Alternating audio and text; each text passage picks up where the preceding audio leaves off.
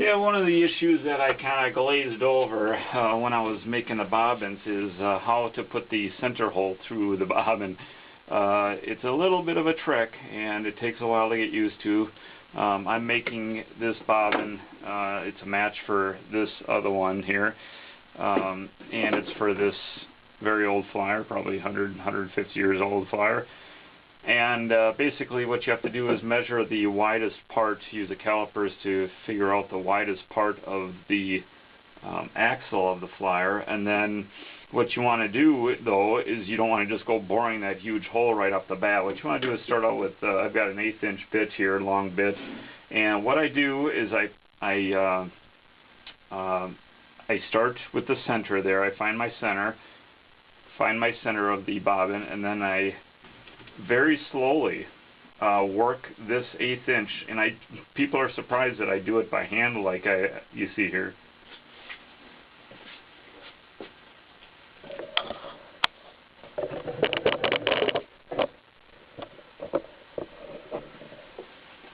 But this is actually the best way to do it. What I do is I slowly work the drill into the bobbin, and I take it out every, say, 1/2 inch to 1 inch and clean out the threads. But the reason why I do it this way is as I spin the drill, it wants to twist the bobbin. And as it twists the bobbin, if I'm going in the wrong direction, I can see that the bobbin is tilting up or down. And I will bring the drill back out, and I will literally work it against the way that the bobbin is trying that my drill bit is going. If my drill bit's going the wrong way, I force it to go in the opposite direction, and I can tell that simply by gunning the trigger on the drill a little bit here. Right now you can see I've worked it so that the bobbin is really, look at that, it actually looks beautiful right now. And I'm just going to keep working my way through, and like I say, every once in a while I back the drill out, clean out the flutes of the, take all those flutes, and then what I do is I let it free float on the drill again to make sure I'm going straight through the bobbin. If I'm not going straight through the bobbin, like I say, you'll see that the bobbin is tilting out in one direction, and you have to kind of remember that spot or use a pencil to mark that spot, or a piece of masking tape or something. And right now I'm still going pretty good. Got the drill most of the way through. Now, yeah, see, it's tilting up a little bit. Okay, it's going up right there a little bit, so I'm going to back the drill out. I'm going to hold it at that spot, back the drill out a little bit, and now I'm going to actually tilt this up by hand, tilt the bobbin up by hand while I am holding the drill. That way I'm helping the drill to fight that offset. So you don't have to be perfect. A bobbin does not have to be absolutely perfect. There's no reason for it to be absolutely perfect, but it's got to be near perfect. The reason, if it's too far off, obviously it could actually swing out and hit the wings of the flyer. So you don't want that to happen. You want to keep it pretty symmetrical, but it doesn't have to be absolutely perfect. So here, back it out, clean out the flutes. Don't want to crack my new bobbin here. And what I do once in a while is I kind of use another drill bit to kind of clean out those flutes. And you want to go slow. You don't want to go ramming it through because it could crack out the end. So you want to go easily. And here again, I'm getting, that looks like some glue in the wood that's making a mess there. And I think I'm getting really close to coming out the other end here. Once again, I'm going to let it free float in my hand to see how it's doing. Yeah, look at that. That looks beautiful. Oh boy, gotta really fight it there. Okay, it's just coming out here. Now, as you can see, it's a little off center. But what I can do now, or as I work my way back in, I can actually kind of work it against that. So let's just see how we're doing here.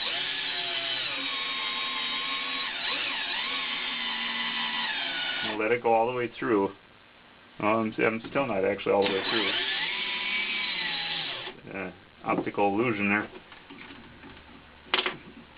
Yeah, that's the glue in the wood that is really causing it to gum up, and you want to, if you really should keep those flutes as clean as you can.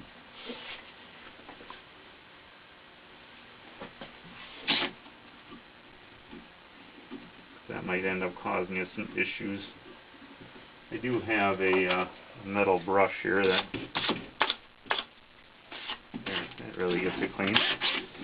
And what you can do also, obviously this bit I had it all the way into the chuck of the gun. I can bring it out a little bit so that way the bit now is longer, and now it should go all the way through.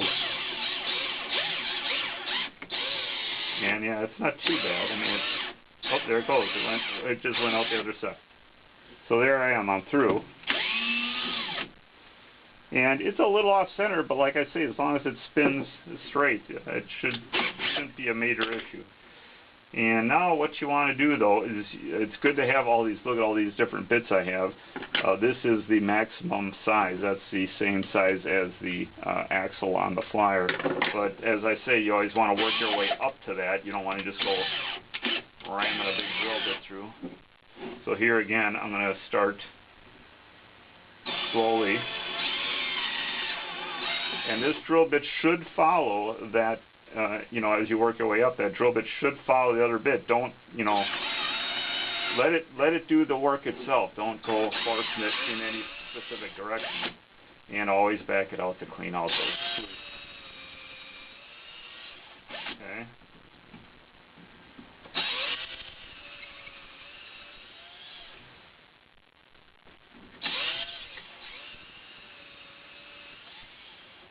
That's another reason why the hardwood dowel in the center should be a minimum of 3/4 wide, because if the bobbin is a little off center as you lathe it, you may have to grind that center shaft down a little bit, and you don't want that to be too thin, obviously, because, you know, as I'm working my way up to this 1/4 inch bit, if the bit is a little off center, you know, you don't want a weak bobbin. You want a bobbin that will last, you know, 100 years. So. Here again, I'm going to go very slow because I don't want to blow out the end of the bobbin. Kind of gun the trigger a little. And clean the flutes out. As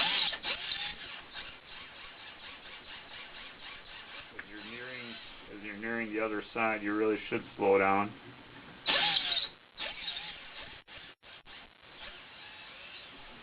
And there, I just popped out the other side. It's looking very good.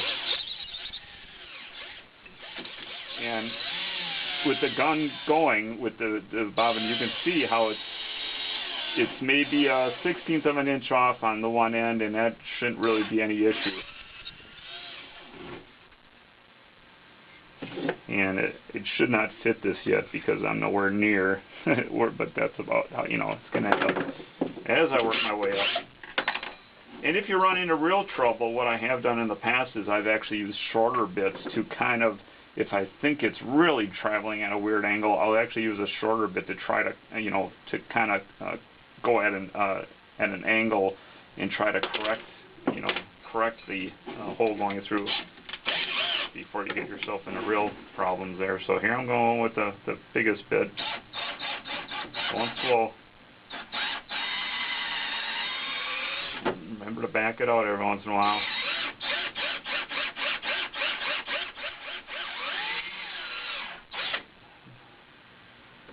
Looking good.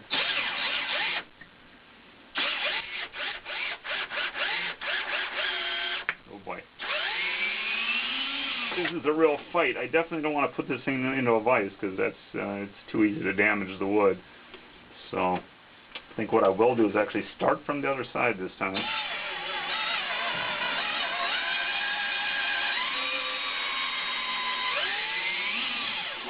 It's looking very good.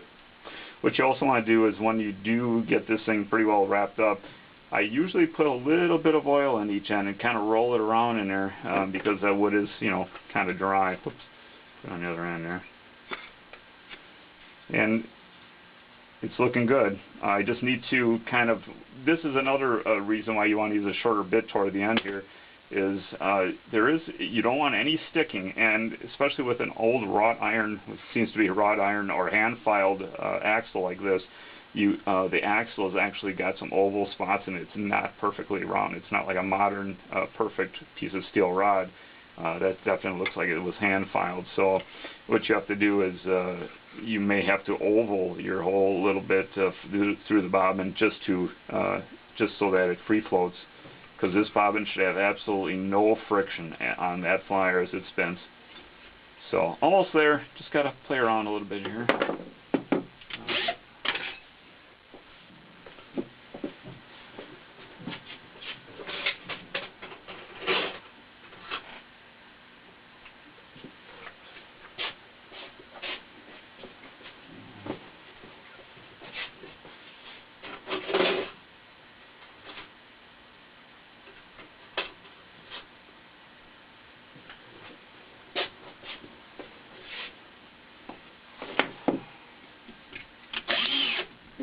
Okay, so here I got a shorter bit. I'm just going to kind of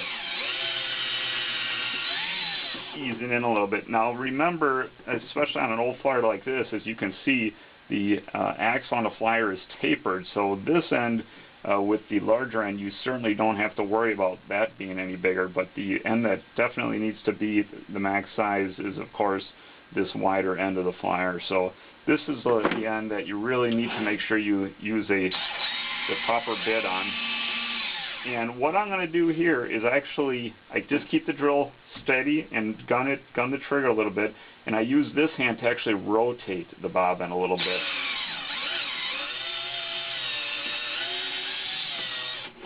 And you definitely don't want to go too far. What you want to do is just test it every once in a while. I'm almost there.